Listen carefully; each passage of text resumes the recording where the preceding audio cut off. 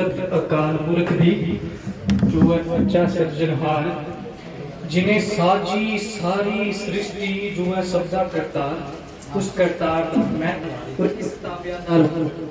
सारे सत श्री अकाल नमस्कार ते सत श्री अकाल। मेरा कहना ये है कि वीडियो शुरू होने तो पहले मैं तुहाडे नाल एक बेनती करना चाहता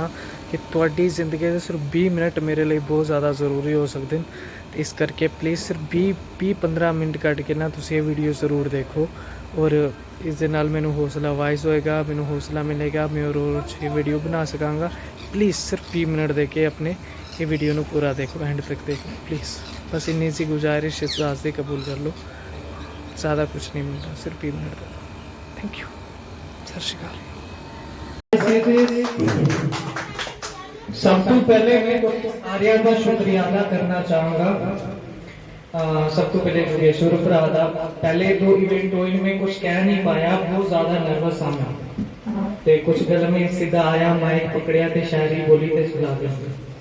ते उस तो बाद पहले जोगेश्वर वीर दा जिन्हें मैनू इंस्टाग्राम ते मिले, मैनू फॉलो करिया, फिर उन्हें लाइव आया तो उन्होंने मैनू ये प्लेटफॉर्म दसिया। उस तो बाद उन्हें साइड ते उड़ान वालियां दा बहुत बहुत धन्यवाद आ जिन्होंने ये प्लेटफॉर्म तैयार किया ते साडे जिहां नूं मौका दिता अगे आउण दा। ते वैसे मेरे कई शौकां चों एक शौक शायर भी है। बेसिकली मैं एक शायर नहीं हाँ, मैं गुरुद्वारे Sahib as a granthi duty करता, कीर्तन करता ते सेवा करता गुरु घर दी। बचपन तो ही इस लाइन नाल जुड़े दा ते अज मैं शायरी नहीं सुनाने वाला। अज मैं एक अपने नाल कीती एक मोटिवेशनल वीडियो स्टोरी सुनाने लगा ते गल कुछ मतलब कि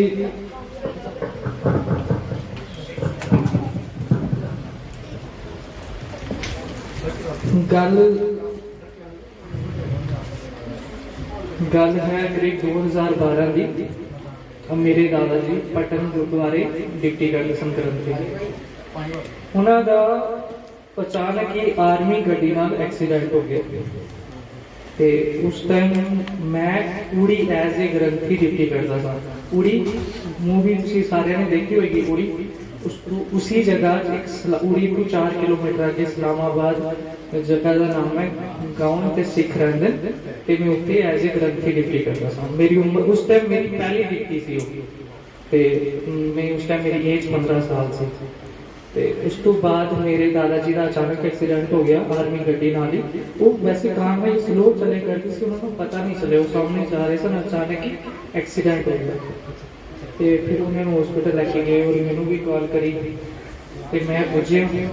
उन्होंने को पूछा तो दादाजी मैनू कहते साहिल आ गए। एक्चुअली मेरे घर का नाम साहिल है जिहड़ा मेरे जन्म तो पहले ही रख दिता गया ते उन्होंने क्या मैं क्या दादाजी क्या हो गया किस तरह आया। उन्होंने दसिया तरक्की की। मैनू कहते साहिल यार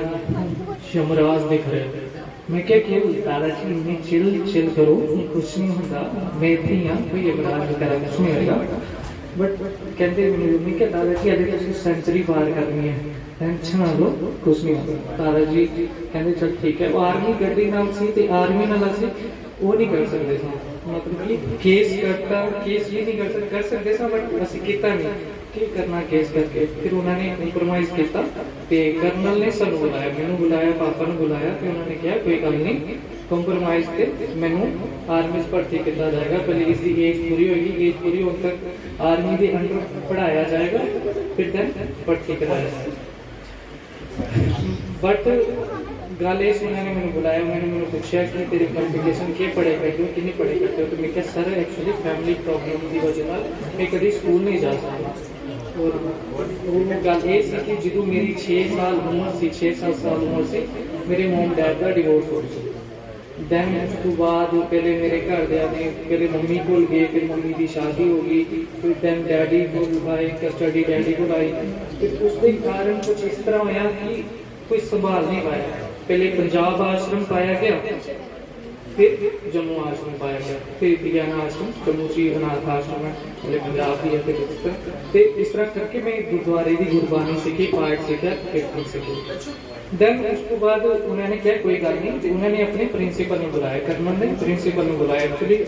ਆਰਮੀ ਦੇ ਅੰਡਰ ਵੀ ਇੱਕ ਪ੍ਰਿੰਸੀਪਲ ਹੁੰਦਾ ਹੈ ਅੰਦਰ ਸਕੂਲ ਹੁੰਦਾ ਹੈ ਜਿੱਥੇ ਸਿਪਾਹੀ ਪੜ੍ਹੇ ਜਾਂਦੇ ਅਗਰ ਕੋਈ ਸਿਪਾਹੀ ਭਰਤੀ ਹੁੰਦਾ ਹੈ ਅਗਰ ਉਹਨੇ ਕੁਆਲੀਫਿਕੇਸ਼ਨ ਕਰਨੀ ਹੋਏ ਅੱਗੇ ਕਿ ਉਹ ਅੰਦਰ ਪੜ੍ਹ ਸਕਦਾ ਤੇ ਦੈਨ ਉਹਨਾਂ ਨੇ ਪ੍ਰਿੰਸੀਪਲ ਨੂੰ ਬੁਲਾਇਆ ਤੇ ਮੈਨੂੰ ਪੁੱਛਿਆ ਗਿਆ ਉਹਨਾਂ ਨੂੰ ਪੁੱਛਿਆ ਕਿ ਐਸੇ ਕੋਈ ਸਿਸਟਮ ਹੈ ਜੋ ਬੱਚਿਆਂ ਨੂੰ ਜੋ ਬੱਚੇ ਨਾ ਪੜ੍ਹੇ ਹੋਣ ਉਹਨਾਂ ਨੂੰ ਪੜ੍ਹਾਈ ਕਰਨੀ ਹੋਵੇ ਤਾਂ ਕੀ ਕੀਤਾ ਜਾ ਸਕਦਾ ਤੇ ਉਸ ਪ੍ਰਿੰਸੀਪਲ ਨੇ ਕਿਹਾ ਕਿ ਇਗਨੂ ਦੀ ਤਰਫੋਂ ਇੱਕ ਸਹੂਲਤ ਮਿਲੀ ਗਈ ਹੈ ਐਸੇ ਬੱਚਿਆਂ ਨੂੰ ਕਿ ਜੋ ਬੱਚੇ ਮਜਬੂਰ ਕਾਰਨ ਨਹੀਂ ਪੜ੍ਹ ਸਕਦਾ ਤੇ ਉਹਨਾਂ ਨੂੰ ਪੜ੍ਹਾਇਆ ਜਾ ਸਕਦਾ ਫਿਰ ਮੈਂ ਕਿਹਾ ਠੀਕ ਹੈ ਉਹਨਾਂ ਨੇ ਕਿਹਾ ਠੀਕ ਹੈ ਇਹਨਾਂ ਦੀ ਐਡਮਿਸ਼ਨ ਲੈ ਲਈ ਜਾਏ ਤੇ ਐਡਮਿਸ਼ਨ ਲੈਣ ਤੋਂ ਬਾਅਦ ਉਹਨਾਂ ਨੂੰ ਪੜ੍ਹਾਇਆ ਸਾਡੇ ਨਾਲ ਸਾਰੀ ਗੱਲਬਾਤ ਹੋ ਗਈ ਤੇ ਮੈਨੂੰ ਭਰਤੀ ਕਰਾਇਆ ਮਤਲਬ ਕਿ ਉਹਨਾਂ ਨੇ ਕਿਹਾ ਕਿ ਅਸੀਂ ਤੁਹਾਨੂੰ ਅੰਡਰ ਹੀ ਰੱਖਾਂਗੇ ਅੰਡਰ ਹੀ ਭਰਾਂਗੇ ਤੇ ਫਿਰ ਤੁਹਾਨੂੰ ਜਿਸ ਤਰ੍ਹਾਂ ਏਜ ਕੰਪਲੀਟ ਹੋਏਗੀ ਕਿਉਂਕਿ ਉਸ ਟਾਈਮ 16 ਸਾਲ ਵੀ ਏਜ ਨਹੀਂ ਹੋਈ ਸੀ ਤੇ ਏਜ ਵੀ ਹੋ ਜਾएगी और ਤੁਹਾਨੂੰ भर्ती मैं खुश उसके एक्चुअली मैं जिंदगी से काफ़ी उतार चढ़ाव देखे कि मैं बहुत ज़्यादा खुश हूँ आर्मी से भर्ती हो जाऊँगा सब कुछ हो जाएगा सब कुछ ठीक हो जाएगा तो फिर सानू भेजा गया सी घर आए थोड़ी दिन बाद ही आर्मी च एंटर होना सी दादा जी ठीक हो गए उस तो बाद मैं स्टडी स्टार्ट करनी सी ਤੇ उन दिनों जो मैं आर्मी च जान लगा आर्मी जान तो पहले थोड़ी सी लव स्टोरी मेरी भी है स्टार्टिंग वाली मैं मतलब 7-8 महीने हो गए थे मेरे रिलेशनशिप बेशक छोटी सी प्यार हो जाता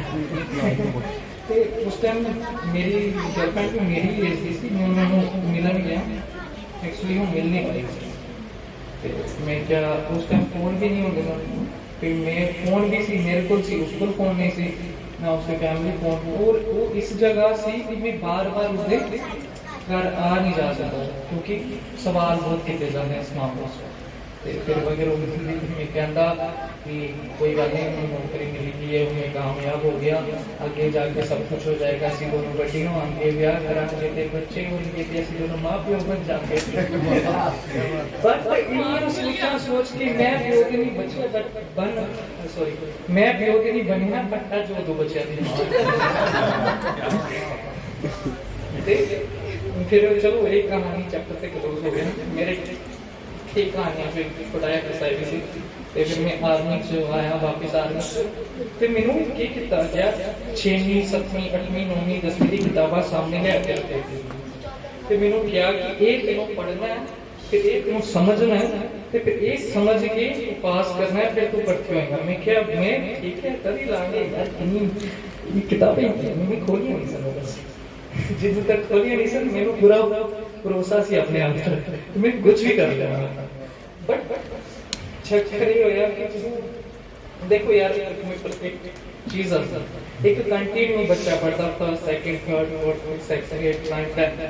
10th पढ़ता बच्चा जो उर्दू बोर्ड दे पेपर आंदे हो कितना प्रेशर था मैं तो कभी किताब तक नहीं खोली सी यार सेकंड क्लास के बाद थर्ड क्लास के बाद मैं स्कूल ही नहीं गया और मेरे सामने ना पहाड़ रखता बोझ रखता मैं ही ना परेशान बट मैं क्या चलो ठीक है यार हिम्मत कर दिया कुछ नहीं होता कर ही लांगे कुछ ते मैं किताब खोली जिस तरह मैथ नहीं खोली तो मैं परेशान हो मैं क्या यार मैं क्या सच्ची ये 1 2 3 4 विच ABCD करके मैं क्या सर ABC का क्या चक्कर है कहते ABCD होती है मैथ चलो नहीं पता मैं क्या नहीं तो मैं मैथ में देखा तो मैं क्या हो गिनती है तो सिर्फ कली गिनतियां चलाएगा मेरा सारा वजूद तो इंग्लिश नहीं करेंगे वैसे एक इस तो बाद कहानी स्टार्ट करूँ कोई आखिरी चैप्टर ले जाने के बाद मैं गल शेयर सुनाना चाहूँगा कि मुझे अपने दर्द बताने का कोई शौक नहीं ना ही मैं अपने दर्द के बदले हमदर्दी चाहता हूँ कि मुझे अपना दर्द बताने का कोई शौक नहीं ना मैं अपने दर्द के बदले हमदर्दी चाहता हूँ मैं अपने दर्द से दवा निकाल कर दवा बांटता हूँ मैं खुदा की रजा में रहता हूँ मैं हर काम खुदा की रजा में करता हूँ तो वो फिर उसके बाद ये ते ठीक सी यार, मैं ते चंगा भला तां भी ठीक सी। ਜਦੋਂ मैं ਜੀਓਗ੍ਰਾਫੀ ਦਾ ਪਹਿਲਾ ਚੈਪਟਰ ਖੋਲਿਆ ਨਾ 6th ਕਲਾਸ ਦੀ ਪਹਿਲੀ ਦਾ ਪਹਿਲਾ ਚੈਪਟਰ ਖੋਲਿਆ, ਉੱਥੇ ਲਿਖਿਆ ਸੀ ਸਨ ਲਾਈਕ ਏ ਸਟਾਰ। ਠੀਕ, ਇਹ ਸਭ ਤੋਂ ਵੱਡਾ ਝਟਕਾ ਸੀ ਮੇਰੇ ਵਾਸਤੇ। ਪੁੱਛੋ ਕਿਉਂ? क्योंकि बचपन तो मैं सुनता ये आ रहा है कि सूरज देवता है, ठीक है, चंद्र देवता है। और मैं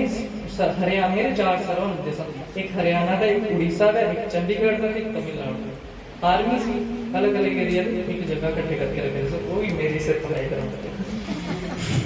कसम, सारे सर ना अलग अलग पढ़ाते सन। जो चीज एक सर पढ़ाता से वही चीज मैं दूसरे सर को पूछता सा ना, वो अलग तरीके में पढ़ाता सा। मैं कसम बहुत ज्यादा परेशान हो गया। जियोग्राफी जो चैप्टर खोलिया, देखिया सन सूरज नहीं होता, सन सूरज ही होता है, मतलब कि देवता नहीं होता। मैं परेशान हो गया, मैं क्या यार ये किस तरह हो सकता। बट गल चलती रही, अगे पीछे गल बात करी, तो चलो मैं क्या कि मेरे पले कभी पैन नहीं वाला ना मेरे पले पैन वाला। तो उसको बाद ये चीज़ तो खत्म हो गई। मैं परेशान, इतना ज़्यादा परेशान, निकला घर के पास हुआ के कुछ करा, 5-6 महीने में यही फेर दिया। तो मैं घर करा के बस एंड मौके में इतना ज़्यादा तंग आ गया, मैं क्या मैं मरना, क्योंकि मैंने पता है मेरे पापा अपनी लाइफ च सैट है, मेरा मम्मी अपनी लाइफ च सैट है, मेरा छोटा भरा पापा को संभालेगा, पापा छोटे भरा संभालेगा। मतलब कि फर्क पड़ेगा मेरे मन च उस टाइम ही ऐसा चले करता से ना, मैंने कुछ समझ नहीं आ रही, मैं करा के करा। बट फिर मैं गया कि बारामूला च एक गुलनार पार्क है, दरिया के नाल ही बहते, दरिया के नाल है, दरिया बहता वो नाल है। तो मैं उत्थे चल गया, मैं क्या पहले मैं नाइट पास गया, मैं मेजर को गया, मैं सर मैं नाइट पास चाहिए, मैं जाना, क्योंकि मैं बेशक आर्मी का सिपाही नहीं था, पर मेरे सारे लागू कानून आर्मी वाले होते सन। आर्मी च रहना, अंडर रहना, खाना पीना, उठना सोना सब कुछ। जिस तरह भी कर करा के मैं पूछा पार्क जो मेरे को 4-5 रुपया से मैं सारा खत्म करता शाम को। मैं क्यों मरना ही है, क्यों पैसे लगे ना थोड़ी ना दफन कर। चलो मैं पूछे फिर मैं काफ़ी चीज़ा सोचता पूरा दिन सोचता रहा कि यार करमजीत सिंह मर जाना आज दिन मरना ही मरना, चाहे जो मर जो जाए। इस कहानी का जो अगला पार्ट जोड़ने वाला है ना, वो बहुत ज़्यादा इंटरेस्टिंग है, प्लीज़ ध्यान ना सुनो। क्योंकि उस चीज़ को मैं छोटी उम्र भी सी कि उस चीज़ कुछ ऐसा भी होया जो तुम क्या सुनना चाहिए और अपने आप को उस चीज़ में बिल बराबर ले आनी चाहिए। सो मैं फिर पूछ गया दरिया कंढे, उत्थे लोहे वाला पुल चलता है, तो मैं उत्थे पुज्जिया जिस तरह ते मैं सोचना स्टार्ट कर, मैं क्या मरना शाह मरना मरा। फिर मेरे एक ख्याल आया कि मैं जदों 10 साल का सी, मेरे घरदियां ने मैनू मेरे छोटे भरा एक हुशियारपुर पंजाब नेत्रहीन आश्रम आंदा उत्थे पा गया। और उत्थे वो 6 महीने रहा, उत्थे मैनू इन्ना टॉर्चर कराया गया। बच्चा 10 साल उम्र सी मेरी, ते इन्ना मारते सन, निक्की निक्की गल ते मारते सन बहुत ज़्यादा। मैं बाथरूम बंद कर देना खुद नूं ते टूटी खोल के बस पाठ करते जाना, रोते जाना कि रब तू इको चीज़ मंगी कि रब्बा प्लीज़ किसी तरीके नाल इस नरक कढ़ दे। मैं ते 10 साल का था, मेरा छोटा भरा 8 साल का। असी दोनों इन्ने तंग इन्ने परेशान कि मैं 10 दिन में सिर्फ रोते रहना। बट हिम्मत हार के होया कि रब ने सहायता पता नहीं किस हिसाब की की। मेरा छोटा भरा बीमार हो गया, छोटा भरा इस हिसाब का बीमार हो गया कि वो दद्दर हो गई। दद्दर समझते जो छिलके हो गए, उन्होंने हो गई, उसके नाल मैनू भी हो गई। मैनू थोड़ी घट सी, उन्होंने ज़्यादा सी, क्योंकि पंजाब की वो गर्मी साडे वास्ते साडे सहन तो बाहर से, क्योंकि असीं कभी रहे नहीं। और उत्थे दा रहना इस तरह से कि जमीन ते सोना, ठीक है, ते ना खान नूं टाइम नूं मिलना, उम्र छोटी 10 साल का बच्चा क्यों, ठीक है। तो उस तो बाद मैं करया ठीक है हो गया जिस तरह करते करांदे। मेरे भरा छोटा बीमार, वो इस हिसाब का ट्रीट करते सन ना साडे नाल कि सानू एक कोने च रख दिता सी। उन्हें बोरी होंदी ना, बोरी दे दी सी सानू रखने वास्ते कि तुसीं उत्थे सोवो, ते रोटी वो दूरों रख के चल जाते सन। और असीं लंघदे भी सन, साडे कोल दूर हो जाते सन कि सानू किते बीमारी ना हो जाए। ते वो मैं कहना वो उत्थे खली कुट नहीं पई, उत्थे मेरे नाल ऐसे वाक्य होए ना कि मैं चीज़ ਨੂੰ ਬਿਆਨ ਨਹੀਂ ਕਰ ਸਕਦਾ ਕਿ ਉਹ ਟੋਰਚਰ ਆਪਣੇ ਇੱਕ 10 ਸਾਲ ਦੇ 8 ਸਾਲ ਦੇ ਬੱਚੇ ਨਾਲ ਫਿਰ ਭੇਦਭਾਵ ਬੜਾ ਸੀ ਜੰਮੂ ਦੇ ਪੰਜਾਬ ਦਾ ਭੇਦਭਾਵ ਵੀ ਬੜਾ ਸੀ ਕਿ ਜੰਮੂ ਵਾਲੇ ਇਹ ਵੀ ਸੀ ਨਾਲ ਉਹ ਸਾਡੇ ਕੋਲ ਆਉਂਦੇ ਨਹੀਂ ਸਨ ਫਿਰ ਉਹ ਮੇਰੇ ਤਰੀਕ ਬਿਮਾਰ ਹੋਣ ਤੋਂ ਬਾਅਦ ਮੇਰੇ ਜਿੰਚਰ ਬਿਮਾਰ ਹੋਣ ਤੋਂ ਬਾਅਦ ਮੈਂ ਉੱਥੇ 10-15 ਦਿਨ ਕੱਢੇ ਉਹ ਉਸ ਬੋਰੀ ਤੇ ਸੌਂਦੇ ਰਹੇ ਸੀ ਮੈਂ ਤੇ ਮੇਰਾ ਛੋਟਾ ਭਰਾ ਤੇ फिर उस तो बाद में फोन मैनू घर फोन आया मैं थोड़ा ठीक सा इस करके घर फोन किया कि मैं अपने भरा को गया मैं अपने भरा को बोलिया कि यार टेंशन ना लै मेरा भरा होंदे हुए बोलिया वीर जी घर कि तू जाओगे असी मैं क्या यार टेंशन ना लै कोई गल नहीं असी चल जाओगे एक टाइम मैं घर फोन किया घर आ जाओगे लै जाएंगे असी ਤੇ ਉਸਦਾ ਚਿਹਰਾ ਜਦੋਂ ਮੈਨੂੰ ਅੱਜ ਵੀ ਯਾਦ ਆਉਂਦਾ ਨਾ ਮੈਨੂੰ ਕਸੂਰਾ ਰੋਣਾ ਆ ਜਾਂਦਾ ਹੈ ਕਿ ਉਹਨੇ ਇੱਕ ਮਾਸੂਮੀਅਤ ਨਾਲ ਮੈਨੂੰ ਸਵਾਲ ਪੁੱਛਿਆ ਸੀ ਵੀਰ ਜੀ ਯਾਰ ਅਸੀਂ ਤੇ ਕਿੱਥੇ ਕਰਾਂਗੇ ਸਿੱਖ ਕਿੱਥੋਂ ਜਾਵਾਂਗੇ ਪਰ ਮੈਂ ਉਹਨੂੰ ਹੌਸਲਾ ਦਿੱਤਾ ਆਪਣੇ ਆਪ ਨੂੰ ਕਠੋਰ ਬਣਾਇਆ ਤੇ ਉਹਨੂੰ ਕਿਹਾ ਕਿ ਕੋਈ ਗੱਲ ਨਹੀਂ ਮੈਂ ਇੱਥੇ ਹਾਂ ਅਸੀਂ ਇੱਕ ਵਾਰ ਇੱਥੋਂ ਚੱਲ ਗਏ ਨਾ ਅਸੀਂ ਕਦੀ ਵੀ ਵਾਪਸ ਇੱਥੇ ਨਹੀਂ ਆਵਾਂਗੇ ਚਾਹੇ ਜੋ ਮਰਜ਼ੀ ਹੋ ਜਾਏ ਇਸ ਨਰਕ ਤੇ ਕਦੀ ਵੀ ਨਹੀਂ ਆਵਾਂਗੇ जिस तरह ये करते कराते चलो आए घर दे मेरे फुफा जी आए चाचू आए सानू लैके वो किस्सा उत्ते खत्म हो गया और ये सोचते मैं उस पुल तो उठिया मैं क्या नहीं यार इन्नियां मुसीबतां सही इन्ना कुछ से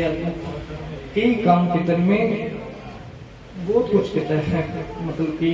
उनमें ऐसे ग्रंथी बनिया मतलब कि उसको पहले जो कुछ नहीं आता सी मैं होटलों च भी काम किया लोगों के घरों च भी काम किया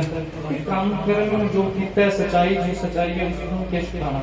ठीक है इस तरह मेरा एक्टिंग का शौक मतलब शायरी का शौक एक्टिंग का शौक ये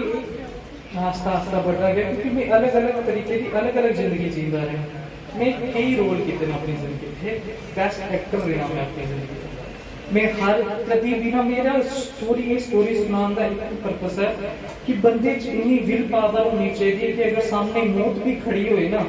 कि उन्होंने कह सके कि आ गई है यार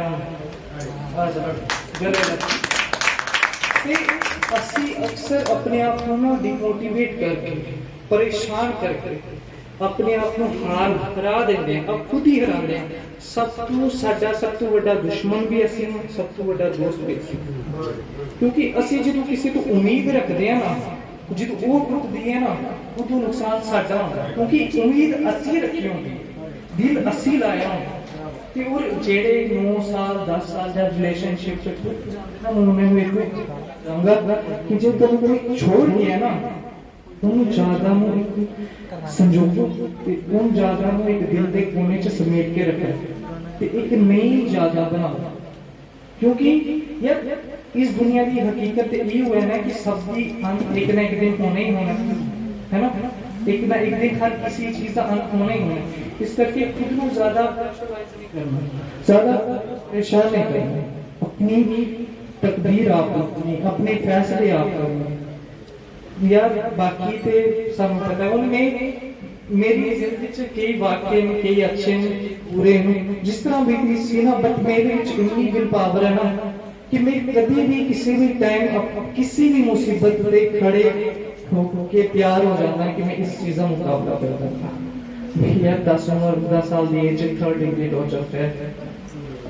ते मैनू कोई डर नहीं लगा पहले जो 10 साल तो पहले मैनू ना बाथरूम करने भी डर लगता पहले डर खत्म होया फिर इंसाना का डर खत्म होया फिर दुनिया का डर खत्म होया बस एक डर है जो कभी खत्म ना होते वो है रब का डर ठीक है चाहे दुनिया तो कोई नहीं डरना चाहिए तुम कोई परेशानी आती है कोई मुश्किल आती है कोई अंदरों तुसी तड़प रहे हो थोड़े को कुछ जुदा हो गया है तुसी जाओ रब मंदिर मस्जिद गुरुद्वारे जाओ उठे जाके रब के आगे कर लाओ रुको पिटो जो मर्जी करो बट उसके आगे करो बाकी दुनिया में किसी भी इंसान आगे कर जाओगे ना कोई फायदा नहीं चाहे माँ होए प्यो होए चाहे जो मर्जी होए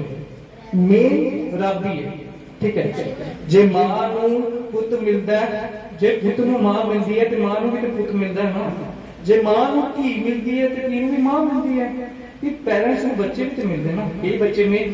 वीर जी मैं महलों पे बैठे रोंदे देखे मैं झोपड़ियां ते देखे ठीक है। मैं ग्रंथी एज ए ग्रंथी में बड़ी दुनिया देखी, मतलब कि मेरी उम्र छोटी है, इतनी भी ज्यादा नहीं देखी, बट एज ए ग्रंथी एक ऐसा होता है कि उन्होंने पूरे मोहल्ले जिथे जिस जगह का वो ग्रंथी होता है उन्होंने पूरे मोहल्ले की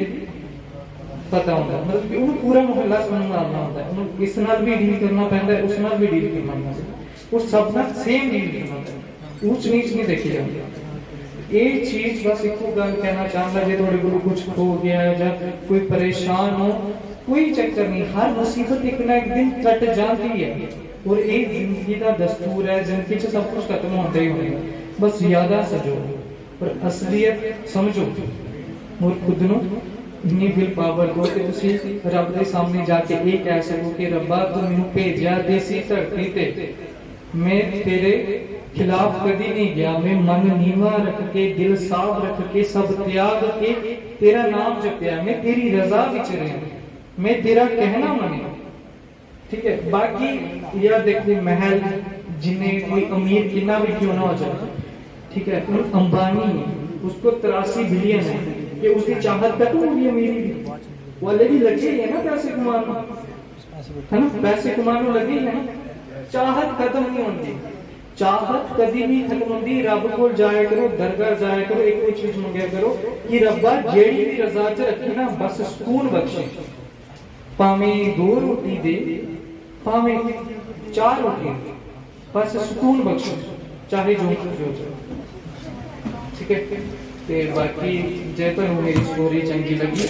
ते मैं दसो, एक्चुअली ये स्टोरी दसना मेरे लिए बहुत जरूरी सी, क्योंकि सब तो मुश्किल काम सी मेरा लोगों के सामने बोलना। वो एक्चुअली जोरा जी बैठे पिछे उन्होंने पता कि मैं कितनी गलतियां की सन, जिन्होंने तू उन्होंने स्टोरी सुनाई सी मैं, ते उन्हें इस बार सही बोली होगी, तो गलतियां तो होंगी बट फिर भी जोरा जी का भी बहुत ज्यादा शुक्रिया अदा कर रहा हूँ, गलतियां करते रहते मेरी शायरी भी और भी दस दिन ते बाकी थोड़े सारे का शुक्रगुजार हाँ जिन्हें मेरी कहानी सुनी। वैसे मैंने ऐसा कुछ नहीं है कि मैंने मेरी स्टोरी सुना के दर्द सुना के हमदर्दी चाहिए या फिर ऐसा कुछ नहीं, मैं बड़ी मस्त वाली जिंदगी चाहिए, एडवेंचर जिंदगी चाहिए। एक किस्सा कहानी सी, एक बड़ा जिंदगी का मेन किस्सा सी, इस करके मैं इतने स्टार्ट किया रोमांटिक पर भी मेरे पास आए मैं मतलब कि यार